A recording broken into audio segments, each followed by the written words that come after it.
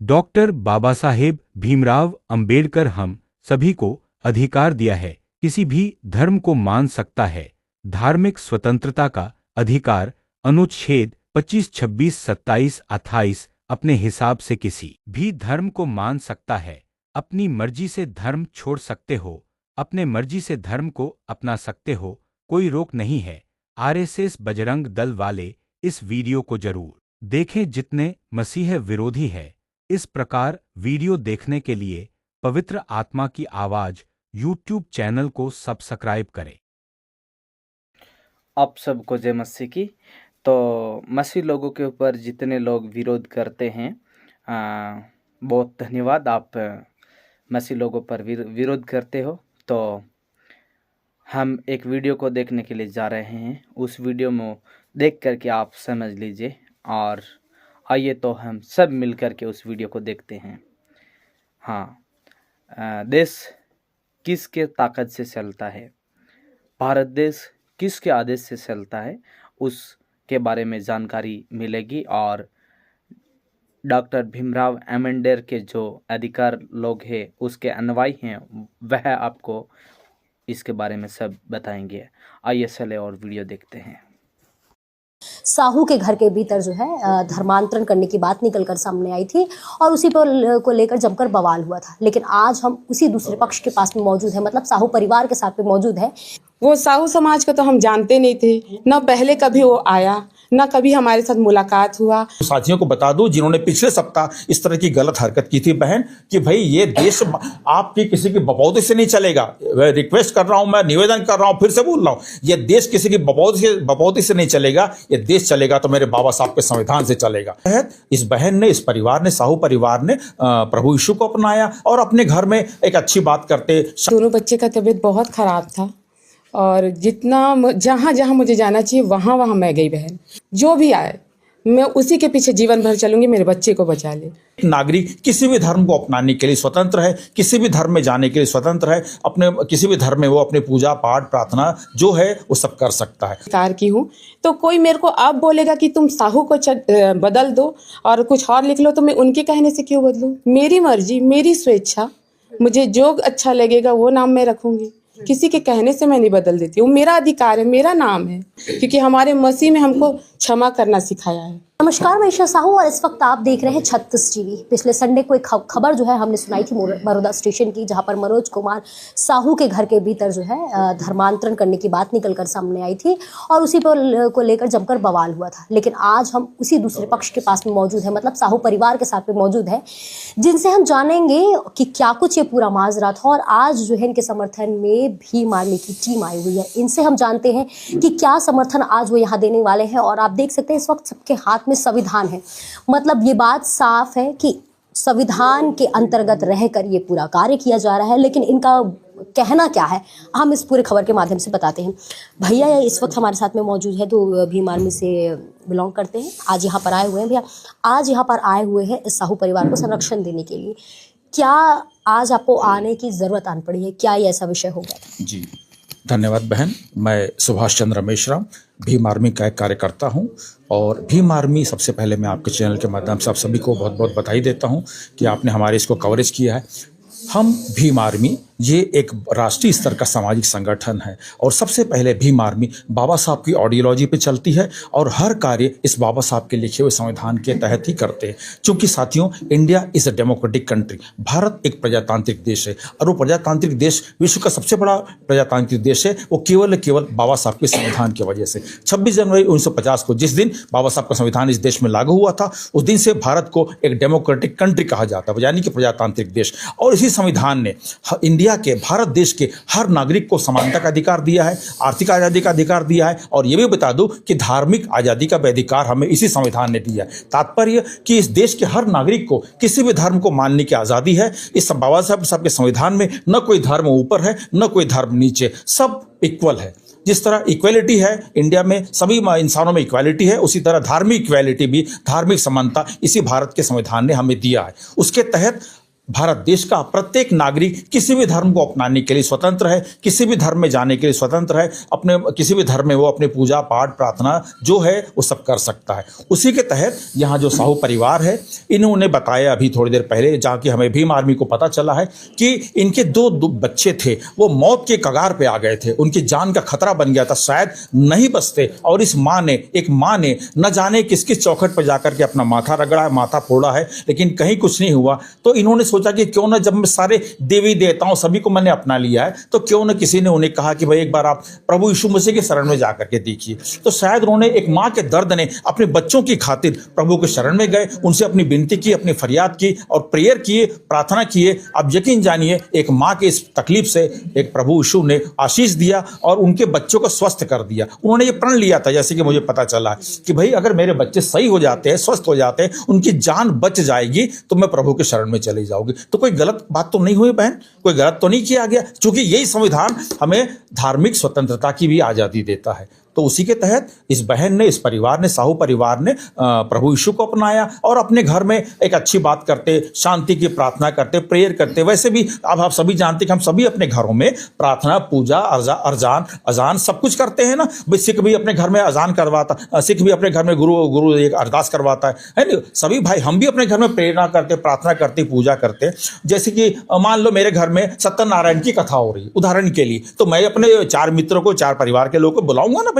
तो अच्छा एक आयोजन होता है कि भाई चलिए अच्छी बात को, ईश्वर की, भगवान की भक्ति, किसी की भी बात हो, 4 लोगों तक बताएं। तो उसी के तहत यहाँ पर रविवार को ये लोग, अपने भाई लोग अपने 4 मित्रों के साथ में प्रेयर करते हैं। तो कुछ असामाजिक तत्वों ने इसका गलत अर्थ निकाल लिया कि भाई यहाँ पर पैसे के बेस में धर्म परिवर्तन कराया जा रहा। ऐसा नहीं है। उन साथियों को बता दूं जिन्होंने पिछले सप्ताह इस तरह की गलत हरकत की थी बहन, कि भाई ये देश आपकी किसी की बपौती से नहीं चलेगा। रिक्वेस्ट कर रहा हूं, मैं निवेदन कर रहा हूं, फिर से बोल रहा हूं, ये देश किसी की बपौती से नहीं चलेगा। ये देश चलेगा तो मेरे बाबा साहब के संविधान से चलेगा, क्योंकि देश चलता बाबा साहब की कॉन्स्टिट्यूशन ऑफ इंडिया से।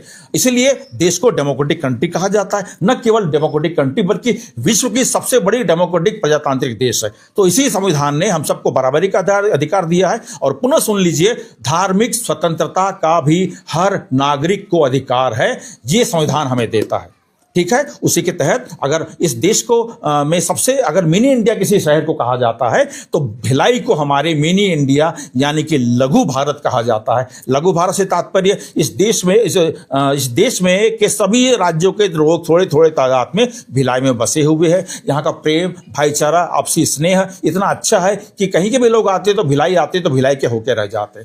तो मेरे आप सबके, आपके चैनल के माध्यम से निवेदन है बहन कि प्रेम से रहिए, सौहार्द से रहिए और प्रेम पूर्वक सभी को जीने दीजिए। जियो और जीने दो का मेरा सिद्धांत अपनाइए। यहाँ पर कोई किसी को गलत तरीके से धर्म परिवर्तन नहीं कराता है, अपनी स्वेच्छा है और स्वेच्छा का अधिकार ये संविधान दिया है। तो मैं आपके चैनल के माध्यम से निवेदन है कि इस भारत भिलाई शहर में प्रेम, सद्भाव, आपसी भाईचारा बना रहे और हम इसी के लिए कहते हैं कि जय भीम और जय संविधान। जय संविधान। तो ये जो संविधान है वास्तव में हमारे देश को चलाने वाला एक ऐसा संविधान है जिसमें आपको बोलने की आज़ादी और अपने धर्म को अपनाने की आज़ादी, तमाम तरह की आज़ादी जो है इसी संविधान के द्वारा हमें प्राप्त हुई है।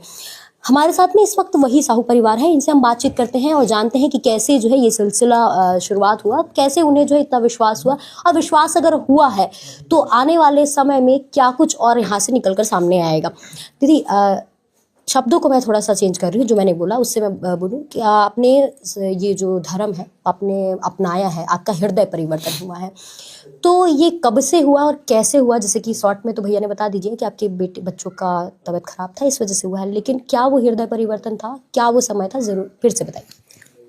मेरे दोनों बच्चे का तबीयत बहुत ख़राब था और जितना जहाँ जहाँ मुझे जाना चाहिए वहाँ मैं गई बहन। जिस जगह में जाना चाहिए, जिस डॉक्टर के पास, और जितना हमारा पैसा लगना था सब उसमें लगा। हम थक गए थे, हार गए थे, और जिसके पास जाते डॉक्टर के पास बोलते कि ऊपर वाला जो है आप उसके पास में, अब उसी के पास जो मांगना है बोलिए, वही बचा सकता है। तो फिर ऐसा हुआ, मैं रात को 2 बजे था, मेरा बेटा दर्द में कहा रहा था, बहुत सारी वैसी परेशानी थी। तो फिर मैंने 2 बजे रात को कहा ऐसे कोई तो देवी देवता होगा जो मेरे बच्चे को बचा सकता है। अब मैं थक गई हूँ, हार गई हूँ, जो भी आए मैं उसी के पीछे जीवन भर चलूँगी, मेरे बच्चे को बचा ले। मैंने यीशु मसीह का नाम नहीं लिया था उस समय, मैं जानती थी, चर्चा मैंने सुना था, लेकिन मैं कभी गई नहीं थी। सुबह मेरे ही अंदर आया, जब मैं अपने बेटे को लेकर, बेटी जो हॉस्पिटल में थी देखने के लिए जा रही थी, तो बोरिंग में बहुत सारी बहनें पानी भरने के लिए आई थी। तो एक बहन भी आई थी जो प्रभु को मानती थी।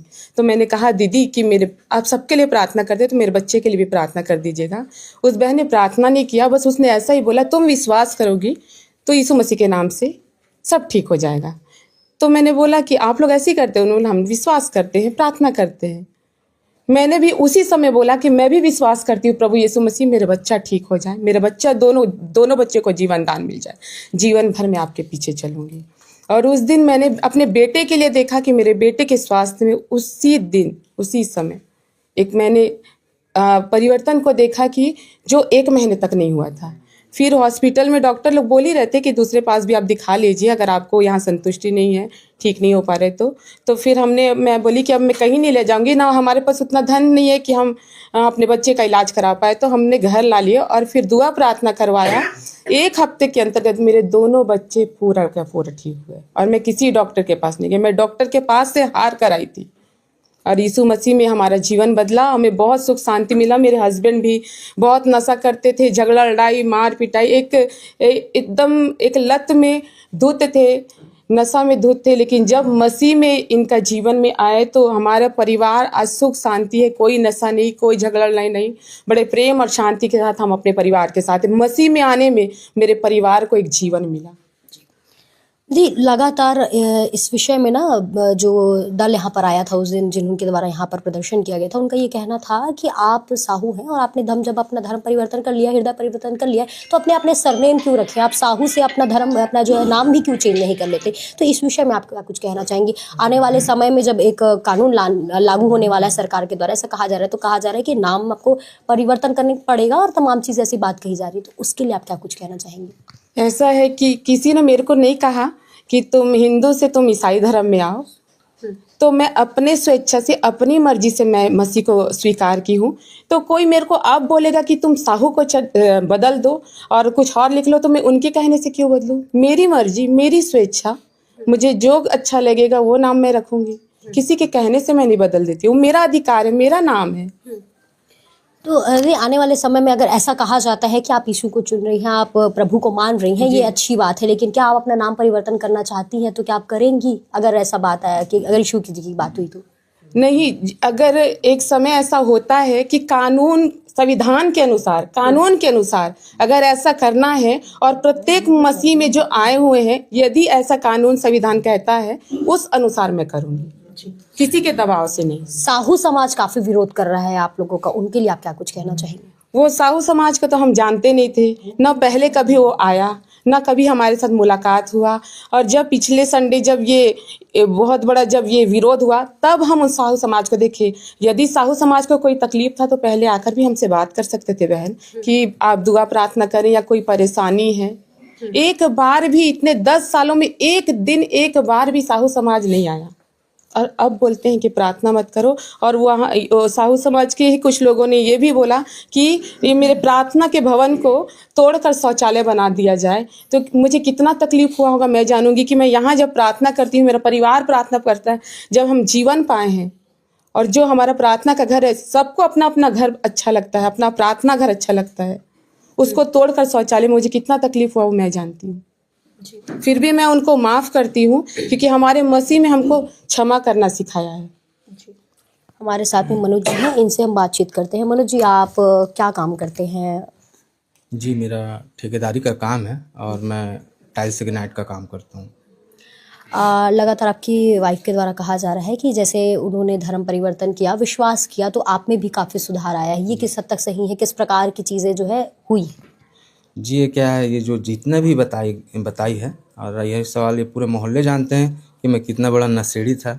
और आज प्रभु में आने के बाद मेरे जीवन में बहुत सारी चेंजेस आई और आज मैं अपने परिवार के साथ सुख से हूँ। और रही सवाल, यदि मसीह में नहीं आता तो जिंदा रहता कि मर जाता, ये मेरे को मालूम नहीं, क्योंकि मेरी स्थिति ऐसी थी कि मेरी हाथ ऐसे ऐसे हिलता था। इस स्थिति में था, मेरे को सुबह से लेके शाम तक दारू, सोते तक, और सुबह उठा तो फिर उसी से मुंह धोता था। ये मैं कंडीशन में था। उस समय कोई समाज मेरे को समझाने नहीं आया कि तू क्या कर रहा है। और रही सवाल उस समय ये समाज कहाँ गया था, जब मेरे बच्चे हॉस्पिटल में थे। मेरे को उस समय कोई समाज पूछने नहीं आया। आज ये चर्च नहीं बोलता हूँ मैं, यहाँ प्रार्थना करते हैं लोग, चर्च बोलते हैं, ये चर्च नहीं है। हम लोग बैठ के दुआ प्रार्थना करते हैं, वो भी मसीह लोग, जो हम मसीह हैं, वो हम सब बैठ के दुआ ही प्रार्थना करते हैं, और सब संवैधानिक रूप से हम मसीह हैं।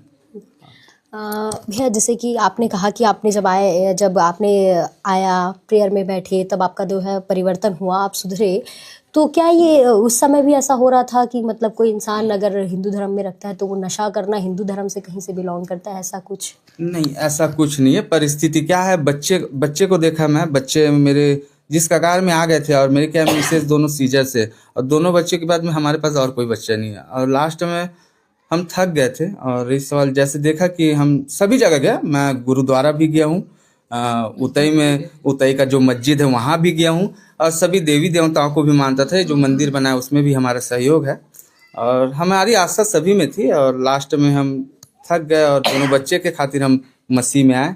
और जब देखा कि दोनों बच्चे ही नहीं रहेंगे तो मेरा जीना ठीक है, कि जीवन व्यर्थ है, तो मैंने प्रभु को ग्रहण किया और ये सब नशापत्ती सब छोड़ दिया।